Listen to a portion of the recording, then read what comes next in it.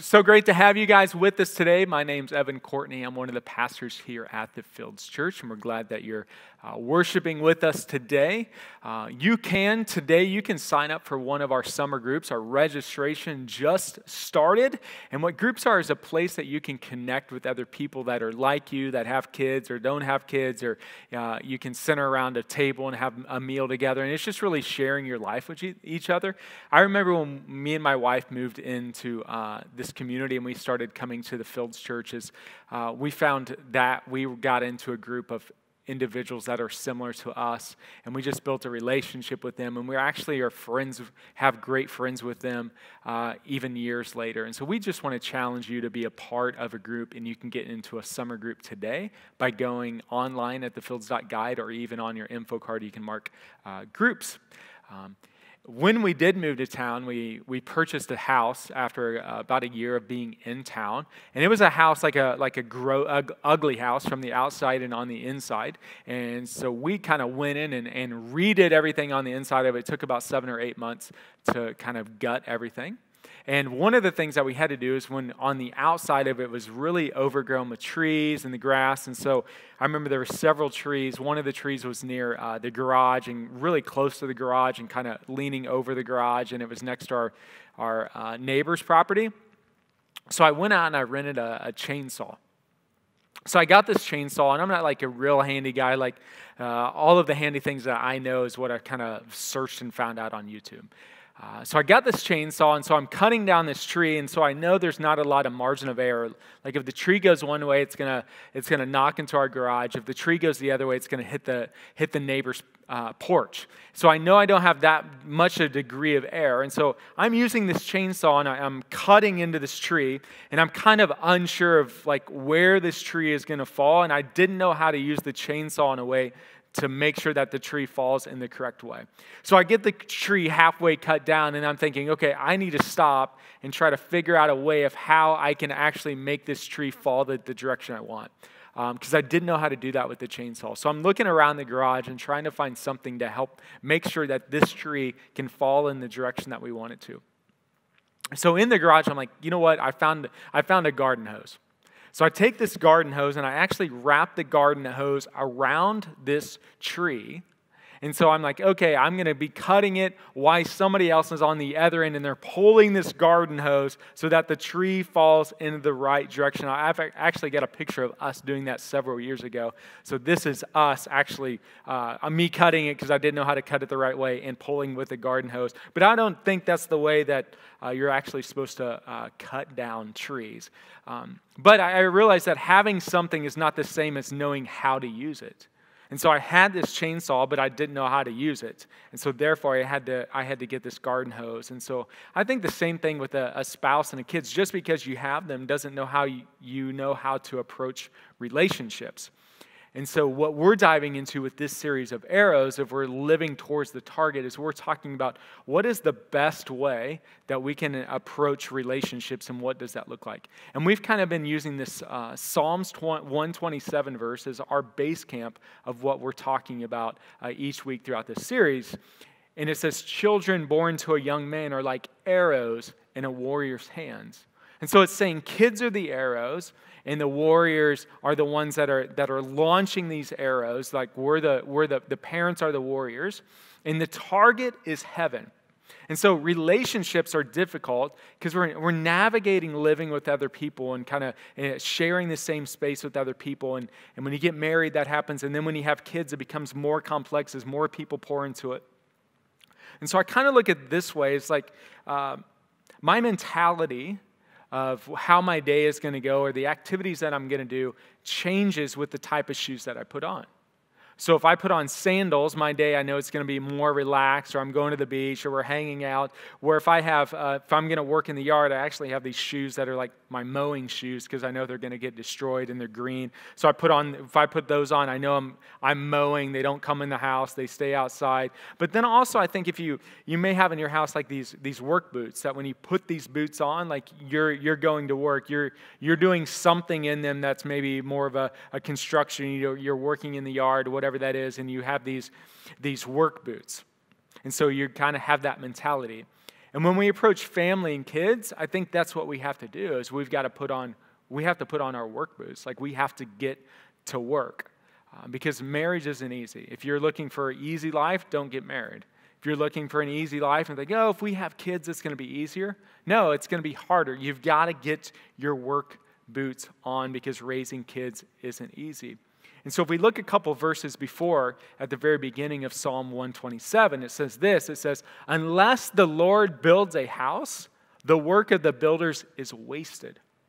Unless the Lord protects the city, guarding it with sentries will do no good. So our bullseye, as we're shooting these arrows, as warriors, as parents, as we're shooting our kids, so the bullseye is seeking God, and so we're trusting God with all of our heart. We're not leaning on our own understanding, and we're acknowledging Him so that we can have these straight paths. And so I realize that having, beautiful, nice houses is great. Having our kids get straight A's is great. Having, them to get full ride scholarships is great. Them, playing sports and starting on sports teams is great. But unless we're not hitting the target of them spending eternity in heaven, then what we're building is all to waste. And so that's what's happening here is this, unless the Lord is the one that builds the house, and if we're building towards something else, then it's all a waste. And so we're wanting our family to have a greater impact, and we're wanting our families to have an eternal significance and impact. So what's saying in this text, when we look at it and when you get ready to speak about a verse, you kind of look at it from two ways. One is you look at it and say, and we can actually, let's go back to it. If you look at it and it says, what doesn't it say is what you're answering. And so what Solomon isn't saying is that work is unimportant, that we don't need to work. So he's not saying that, but what he is saying is this, is that the Lord builds the house, like He's the one that builds the house, but the work of the builders alone is wasted. Like if we don't do it all with our mind, heart, and strength of loving God and loving people, then the building goes to waste. So the Lord builds it, and we're also a part of this building that we have to work. So we make sure that God is the builder, but we're also trusting God as we're doing the building of building our family and building our kids ourselves. So let's fast forward a little bit to Paul. And Paul was one of these guys that persecuted Christians. He hated Christians. And then he had this radical change that happened into his life of where everything flipped upside down. And now he was one of them.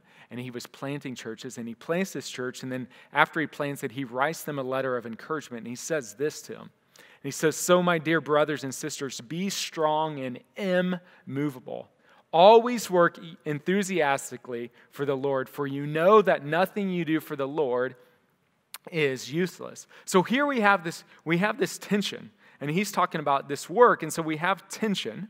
And so tension isn't bad. Tension's a good thing because tension keeps bridges up. That's what holds them together is this tension. And so on one hand, you've got this faith of I need to be trusting God, that He builds the house. But on this other end, we're told that we're supposed to be working. Like we're the masters putting together this house and we're building it. So we have this tension of this faith and trusting in God and also us doing this work. And what happens is sometimes we can polarize it and we can do one or the other. And so is it better to believe in God or to do things for God? And the answer is yes. Believing in God will actually lead us in doing things for God. And so we're wrestling with this as we build our family of the trusting God, of trusting that He builds it, at the same time of us doing the work to also build this house. And so we just can't rely on God and say, God, you know what? I'm just praying that you give me a job, and I'm just gonna sit here and hang out here until you provide the job for me. No, like there is the trusting part, but then there's also the work part of I've got to update my resume. I've got to get a haircut. I've got to tuck my shirt in. I've got to go in for an interview. I've got to present myself. I've got to talk well. So there is I'm trusting God for a job, and I'm doing the work to put together so that I can get a job. Also with a spouse, I just can't pray and say, God, just send me a spouse. No, I got to brush my teeth. I have to shave. I have to be presentable. I have to go and find people and meet people. I have to be nice. I have to be encouraging. So it is a trusting that he's building and then I'm also building together. So we do what we need to do, and he does what only he can does. Or I like what Pastor Mark Batterson in D.C., he says this. He goes, pray like it depends on God and work like it depends on us. So it's both. It's both us trusting that he's going to build it, and we're also building it. And so hard work is important. Proverbs 24 says this. He goes, I walked by the field of a lazy person, the vineyard of the one with no common sense. I saw that it was overgrown with nettles. It was covered with weeds, and its walls were broken down. Then he continues, and then as I looked and I thought about it, he goes, I learned this lesson. A little extra sleep and a little more slumber and a little folding of the hands to rest, then poverty will pounce on you like a bandit. Scarcity will attack you like an armed robber. And so he's letting us hear that that we've got to be the ones that work. That there isn't anything that, any of us in here that would say we want our marriage to be described like this. Hey, Joe, how's your marriage? Well, yeah, I've got some weeds coming up. I got a couple walls of the house that have fallen down. None of us would ever describe that. So what we have is this difficult job of this routine maintenance that we have to take. Like in our marriage, there's going to be weeds. You're going to have to pull the weeds, and guess what? In a couple weeks later, there's going to be weeds. So you're going to have to do this continual maintenance on all of your relationships with your kids, the relationships with your grandkids, the relationships with your nieces, with your nephews, with your spouse. It's this continual maintenance, and you have a part to play on the success of your family. But the good news is this, is that good parents aren't born, they're made. That being a good husband is a skill that you have to try to figure out. You've got to learn. You've got to cultivate it. It is, for some of you guys, it comes naturally. Others, it doesn't. But what we have to do is to fight and to learn to be good at it. That you can start out as a bad parent and you can end as a good parent. That you could start out making bad decisions as a parent, but now you can be a good parent. That you could have been bad early on, but it doesn't mean that you have to be a bad parent now. That what you once began doesn't need to be how you ended. The way of righteousness, it says, is like the first gleam of dawn. Like it's ever shining brighting until the perfect day. So whatever you were doesn't mean that's what you have to be. So today I realize that many of you may have heartache with marriage, or you may have heartache with kids or grandkids, but that doesn't mean that's what the path that God has set out in front of you, because it's not too late to ever do the right thing. So what we want to do is to roll up our sleeves, to put our boots on, and to get into the game. Ecclesiastes 7:8 says this, finishing is better than starting. Patience is better than pride. Like we never remember who the person was that started the race in first place. No, we always remember who ended the race in first place. We never remember the baseball team that was best the first month. No, we always remember the baseball team that was the best the last month. So what do? Like we're going to have rough laps, but we don't stop and we don't give up and we put our gear on. So what I want to talk about today is 5 areas that we need to put our work boots on and get to work. And the first area is rally. So this is the first thing that we need to do when we establish our view of relationships. And so what rally is an extended exchange between two people.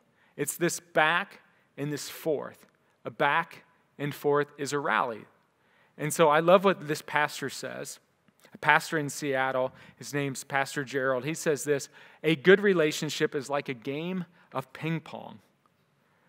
So in a ping pong, what you can do is you can set out to conquer your opponent.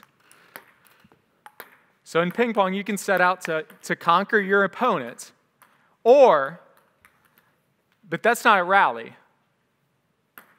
So rally is us going back and forth, an extended play between two people.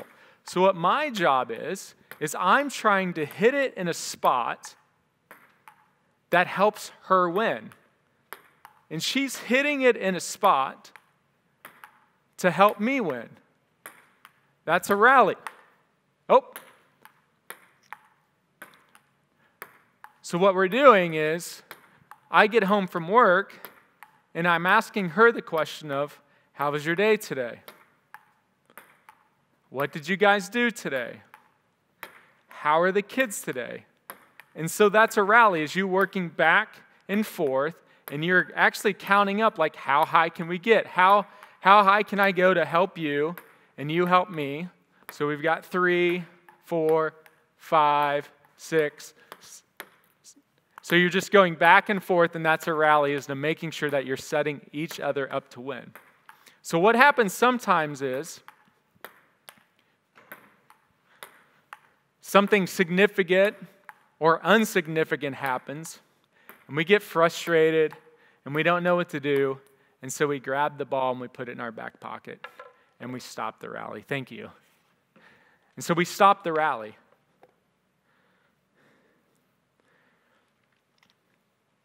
So what happens is our mentality changes.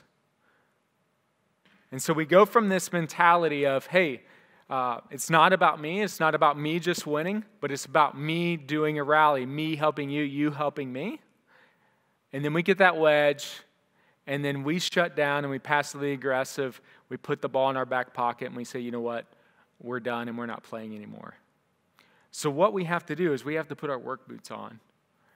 We have to rally. And we have to have simultaneous rallies. We're having a rally with our spouse. We're having a rally with our kids. We're having a rally with our coworkers. We're having a rally with our friends. So the first thing that we have to do is get this mind frame of all of my relationships, I'm having this rally. I'm setting them up to win. So the second thing we need to do is get our work boots on. The second area is to research. Last month, Ethan, our son Ethan, had to do a school project of where he selected an American hero. And he had to do a research project about it. So he comes home and says, I picked my American hero, and I want to do the baseball player Jackie Robinson. So Jackie Robinson was a baseball player in the 50s and 60s that broke the race barrier and helped to break the race barrier in sports. And so he's studying online, of finding books and reading books about Jackie Robinson. He's reading articles on Google about Jackie Robinson. Then we watched a movie about Jackie Robinson. So he's trying to figure out as much as he can about Jackie Robinson to put together for this presentation that he has. And so what we need to do is to view our life with this research mentality with our family and our kids, that we're trying to figure out as much as we can about that person that we married. We've got to do research on them. We've got to do research on our kids. Do you know why? It's because every arrow is different. Every arrow looks different. Even though we're going to the same target and we're shooting at the same target, each one of the arrows look different. And so we have to do research on those arrows to figure out what's the best way to shoot them. Because there's certain things that make them happy, and there's certain things that make them sad. So what our job is to do more of the things that make them happy and less of the things that make them sad. Now, I don't want to oversimplify it, but at the same time, I don't want to overcomplicate it. So with our spouses and our kids, I'm trying to figure out what's their personality type. What was their family life like? What was their birth order? What is their love language? So Gary Chapman has a great book called The 5 Love Languages, where he talks about these 5 languages that identify how people give and receive love. And so the different ways that he talks about is quality time, touch, verbal expressions of appreciation. The other one that he talks about is gifts.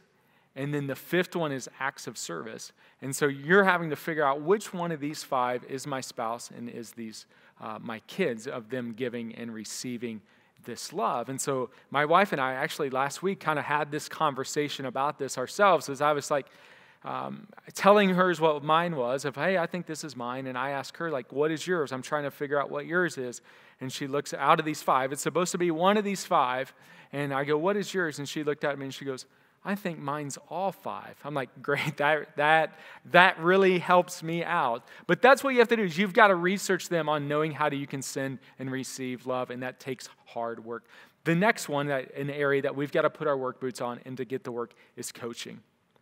So being intentional about enlisting other people to help us to succeed. I love what Proverbs said. It says, without wise leadership, a nation falls. There is safety in having many advisors. So none of us want to fail, and none of us want to fall and fail at relationships with our spouse and our kids and our nephews and nieces. And we can't get where we want to go without coaches helping us to succeed. And so getting a coach is trying to find somebody who's been successful in something that you want to be successful in, that is farther along the road than you, and asking them questions on figuring out what can you do differently. And so how this plays out is like even the PGA, the champion of Tiger Woods, one of the best golf players ever, he actually does this all the time, of where he just recently relearned his golf swing and how to swing a golf club. And so he's had different coaches all throughout the year to help him to swing better, because practice doesn't make perfect. What practice does is it just makes permanent. That if I keep doing the wrong thing over and over and over again, it doesn't mean that I'm getting better. It just means that I'm putting permanent in of doing it the wrong way. And so I always like to joke that when I golf with people, to tell them that I was on the golf team. So in high school, my senior year, I was on the golf team. Now, I never played with the golf team. And so how that looks is I was on the golf team, and then when it got ready for the competitions and the golf matches, they took the best 8 golfers from our high school, and they played on the golf team, where I actually had to play back on the back 9. And so I was on the team but never played with the team. And the reason why is that when I hit my driver, it goes about 100 yards straight and then 100 yards to the left, which isn't good. And so the golf course that I play here in Mattoon is lined with houses. And so I'm really nervous because most of the houses are on the left. So when I'm hitting the ball, it's going 100 yards straight and then curves off to the houses. And so every time I swing, I'm crouching like it's gonna break something. And so I remember going to the driving range. I'm like, okay, I'm going to figure this out. So I'd be at the driving range. I'd swing. Boom. Same thing. It would curve. I'd swing. And I remember spending like a half hour in the same thing over and over. Like I couldn't figure it out. So I was like, okay, I need to get a lesson. So I call somebody, I schedule a lesson. They come and meet me. They're like, take a couple swings. I want to look at it. So I get out there. I swing 3 or 4 times, and then he's like, okay. I know what the problem is. I'm like, great. So I've been wondering for years. I've been playing horrible golf for years. He goes, you've actually got the wrong club for you. I'm like, okay. And he goes, and you're standing wrong. I'm like, all right. He's like, and you've got you're holding the club wrong. I'm like, okay. And he's like, well, the ball's in the wrong placement of your feet. It needs to be over here. You're doing that wrong. I'm like, okay. And he's like, and the way that you're swinging it, of where he swings at the top and where he swings at the bottom, that's all wrong too. I'm like, okay, what am I doing right? And he's like, well, you're dressed right.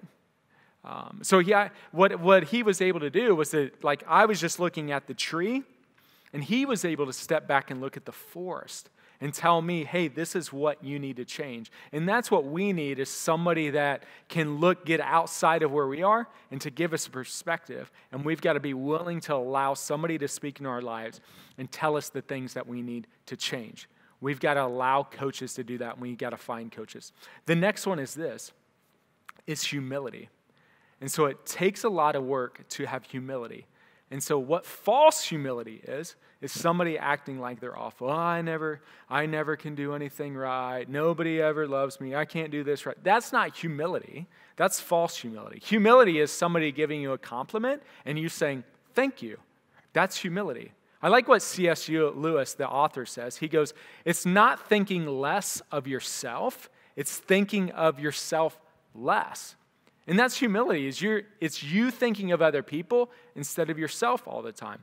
Philippians says this: don't look out only for your own interest, but take an interest in others too. And so this is you walking around the house with your spouse or your kids there, and you're getting a pulse of where people are. And you're thinking about them, and you're trying to think about the way that they feel and the emotions that they're having, how their day was, what they've been going through. And so you're assessing the situation. That's one part of humility. The other part is embracing your mistakes.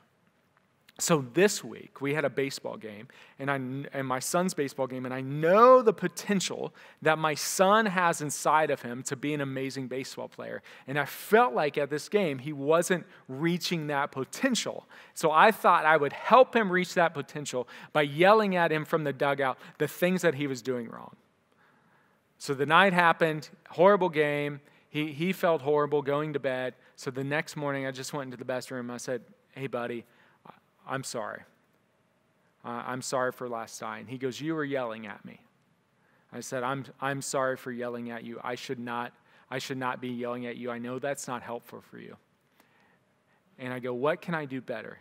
He goes, "Well, you could say the same things in a nice way." He put his arm around me and goes, "I forgive you, Dad." So that's what we have to do is when we mess up, just say, "I'm sorry." That's part of humility, is putting those work boots on. And the last one is this. Is perseverance. The commitment, the tenacity, the persistence in these relationships. Galatians 6:9 says, "So let us not get tired of doing what is good. At the right time, we will reap a harvest of blessing if we don't give up." So parenting isn't for the weak. We've got to stay in the fight. When it's not easy, we got to keep going. I know there's going to be times that your kids are going to act like they don't like you, that they don't want to spend time with you, that they don't want anything to do with you. But we've got to make sure that we don't do the easiest thing, which is to disengage, that we put in the hard work, that a lot of times it's easy to take the ball and to put it in our pocket and go, "You know what, I'm done playing this. I'm not playing anymore," and we put the ball away. But work calls us for perseverance. I like this quote in the book of Strong Fathers and Strong Daughters by Meg Meeker. She says this in the perspective of talking about daughters. She goes, "They dive into a power struggle with you, not to see how tough you are, but to see how much you really care about them. So remember that when she pushes hard against the rules, flailing, crying that you are mean or unfair, she is really asking you a question. Am I worth the fight, Dad? Are you strong enough to handle me? Make sure she knows the answer is yes. So how do you do that? Discipline, grit, will. If you need to distance yourself emotionally for a time, do it. If you need physical separation for a bit, okay, but always come back. Patience, calm, and persistence will pay off in your relationship with her. Nothing better expresses serious love than this combination of qualities. Let her know that nothing she can do, even running away, getting pregnant, tattooing her ankle, or piercing her tongue, can make you stop loving her. Say that if you need to. It's this persistence. Some people will slam the door in your face. Some kids will slam the door in your face. Some spouses will slam your door in your face. What they're wanting to really see is if you love them. We have to show them that we love them, that we're committed to building this house, that no matter what, that we're going to trust that the Lord builds the house, and we're also going to work towards building the house. That building a house isn't easy, and it's going to take hard work. It won't be easy. It's not going to be quick. It's not a quick fix. But if we focus on God and we put in the work, He is going to build the house, and you're going to be able to have the legacy that you've always wanted in your life. So you've got to put in the hard work. You've got to fight for the marriage. You've got to fight for the family. Now, I realize that salvation is faith alone, and that it's actually something you don't have to work towards. That God gives us salvation, meaning that He saves us. He changes the destiny that our arrow is flying from hell to heaven, that He changes our eternity. And He changes that not through works, not through the hard work that we're doing, but the Bible says by grace, by Him giving us something that we don't deserve. And this morning, you can make that decision that you don't have to worry about, have I done enough good things? Have I done enough work? Because you don't do any work. Jesus came to the earth to do the work for you. The Bible says that we're separated from God because of our own bad decisions of us not following Him. The Bible calls that sin. And He says that Jesus came to the earth to do the work of the cross, to die on the cross for us, and that if we believe, if we trust in Him, that he will save us, that he will set our arrow on the path of eternity with him. If you want to make that decision today, pray with me right where you are to have a real relationship with Jesus.